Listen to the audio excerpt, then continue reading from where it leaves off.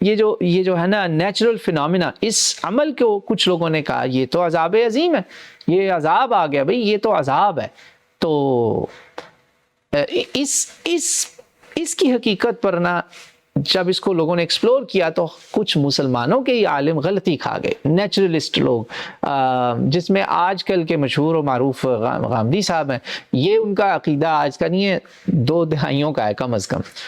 انہوں نے 2005 میں بھی جب زلزلہ آیا تھا نا تو انہوں نے اس کو کہا یہ فطری عمل ہے، ٹیکٹرونک پلیٹس موونگ ہے، اس کا عذاب سے کوئی تعلق نہیں، اس کے آپ کیا کرتے ہیں. میں اس کا عینی شاہد ہوں، میں نے خود اپنی آنکھوں سے دیکھا اور سنا ہوا ہے، سمجھ رہے ہیں آپ. تو انہوں نے یہ کہا، یہ ان کا مدعا ہے.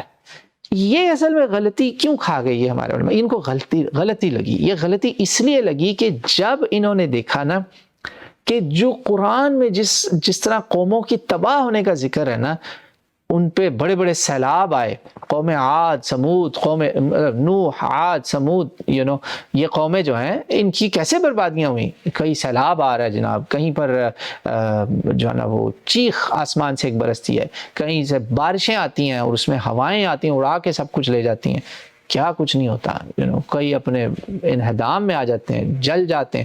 کیا کچھ نہیں ہوتا ان قوموں کے ساتھ. آسمانوں سے پتھروں کی بارش ہوتی ہے. قوم لوط کی مثال کس نے نہیں پڑھی؟ قرآن دیکھیں، سورہ اعراف دیکھیں، سورہ ہود دیکھیں، سورہ شعراء بھی دیکھیں. یہ 3 کم از کم صورتیں پڑھیں. یہاں آپ پڑھتے ہیں تو ان کی بات صحیح معلوم ہوتی ہے، مگر یہ ہے آدھا سچ. جی ہاں، اس پوائنٹ کو پہلے کلیئر کریں. یہاں پہ جو نیچرلسٹوں نے غلطی کیوں کھائی، یہ میں نے نوٹ کیا ہوا خاص طور پہ. یہ غلطی اس طرح کھا گئی کہ یہ جو عذاب آئے تھے نا، بالکل یہ عذاب آئے تھے ان قوموں پر جن پہ نبی نے اتمام حجت کیا اور پھر پوری قوم تباہ ہوئی سوائے مومنوں کے. جی یہاں تک تو بات ٹھیک ہے کہ یہ جن عذابوں کا قرآن میں ذکر ہو رہا ہے نا، جو میں نے قوموں کا ذکر کیا، قوم نوح ہے، قوم عاد ہے، قوم سمود ہے، یعنی ہود اور صالح علیہ السلام کی قوم ہے، لوط علیہ السلام کی قوم ہے. ان میں اللہ نے، نوٹ کیجئے گا ایک بات، کہ اللہ تعالیٰ نے مومنین کو بچا لیا. اب یہ جو کام ہو رہا ہے یہ تو اس میں مسلمان مر رہے ہیں، کلمہ گو مر رہے ہیں، اچھے لوگ بھی مر رہے ہیں، شریف لوگ بھی مر رہے ہیں، بچے بھی مر رہے ہیں، کوئی نہیں بچ رہا. تو بھئی یہ پھر اس کا وہ رد تو کریں گے نا. اور انہوں نے رد کرنے میں غلطی کیا کھائی؟ اس کو ٹوٹل نیچر کو ایٹریبیوٹ کر دیا کہ بھئی نیچر نعوذ باللہ کوئی بے لگام طاقت ہے اللہ کی، یہ کام کر رہی ہے. اس سے کام اور خراب ہو جاتا ہے.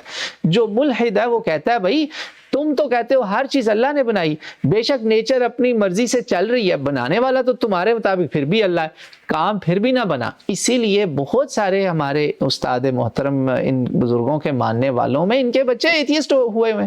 آپ آ کے دیکھیں امریکہ، ہم بتائیں گے. اب آج کل امریکہ میں جن گھروں میں درس قرآن ہو رہے ہیں ان کے، وہاں میں آپ کو بتاتا ہوں کتنے لوگ ایتھیسٹ ہیں. ماں باپ کے سامنے نہیں وہ بتاتے، وہ کہتے ہیں we don't have an answer for this. کیونکہ انہوں نے پورا اس قرآن کا جو لٹریچر ہے، قرآن میں ہر چیز کا جواب موجود ہے، اس پہ پردہ ڈال دیا. وہ لٹریچر بہت اہم ہے پورے قرآن کے اندر. کہ پہلی بات یہ کہ اللہ تعالیٰ نے واضح کہا سورہ نساء کے اندر، قل کل من عند اللہ، سب اللہ کے حکم سے ہوتا ہے. ایک پتا بھی جو گرتا ہے، اور قرآن کی آیتیں ہی آیتیں ہیں، ما تسقط من ورقۃ الا يعلمها ولا حبۃ فی ظلمات فی الارض ولا رطب ولا یابس الا فی کتاب مبین. سورہ انعام. یہ میں قرآن فاتحہ سے والناس چلتے جائیں، آپ کو آیات پہ آیات ملیں گی جس میں اللہ تعالیٰ ان فینومینانس کا حوالہ دے گا، اس فطری عوامل کا حوالہ دے گا. یہ اللہ کے حکم سے ہے، پتا بھی اللہ کے حکم سے گر رہا ہے. یہ مت سمجھو کہ میں نے کوئی مشین بنا دی اور میں کہہ رہا ہوں او ہو ادھر مر گئے، او ہو ادھر مر گئے، میں کیا کروں، نعوذ باللہ. وہ اللہ ہے یا میں اور آپ ہیں؟ یہ غلطی ہے، بہت بڑی فاش غلطی ہے. پہلی دلیل. دوسری دلیل قرآن پاک سے. میں مخصوص دلیلوں کے اوپر آتا ہوں ورنہ یہ موضوع بہت لمبا ہے. قرآن کا پورا فلسفہ ہے اس کے اوپر. قرآن سے ہی ہم بات کر رہے ہیں نا. قرآن میں اللہ تعالیٰ نے کہا کہ ان کو بتا دو کہ ما اصابکم من مصیبت فی الارض ولا فی انفسکم الا فی کتاب من قبل ان نبرأها ان ذلک علی اللہ یسیر. سورہ حدید، یہ آیت نمبر میں نے لکھی ہوئی ہے، اس کی 22 نمبر آیت ہے. مجھے آیتوں کے نمبر نہیں یاد ہوتے، الحمدللہ آپ کو زبانی جو حوالے آ رہے ہیں بتاتا جا رہا ہوں باذن اللہ تعالی.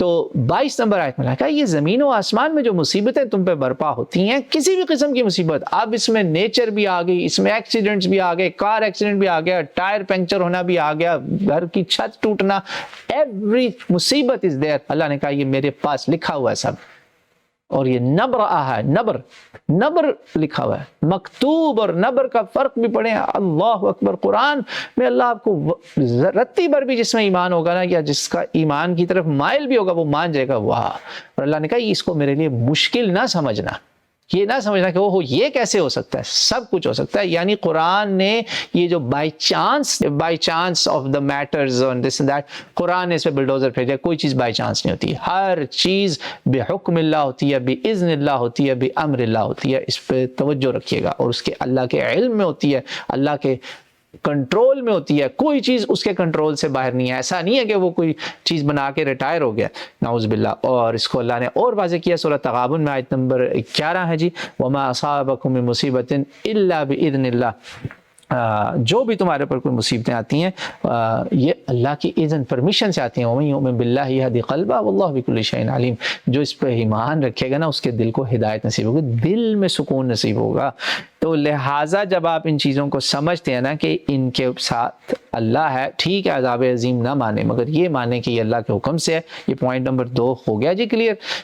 تو آپ کا ایمان اتنا مضبوط ہوگا نا کہ آپ پہ پہاڑ بھی گر جائیں گے نا تو آپ کہیں گے باذن اللہ، یہ اللہ کے اذن سے ہو رہا ہے، کوئی بات نہیں، خیر ہی خیر ہے۔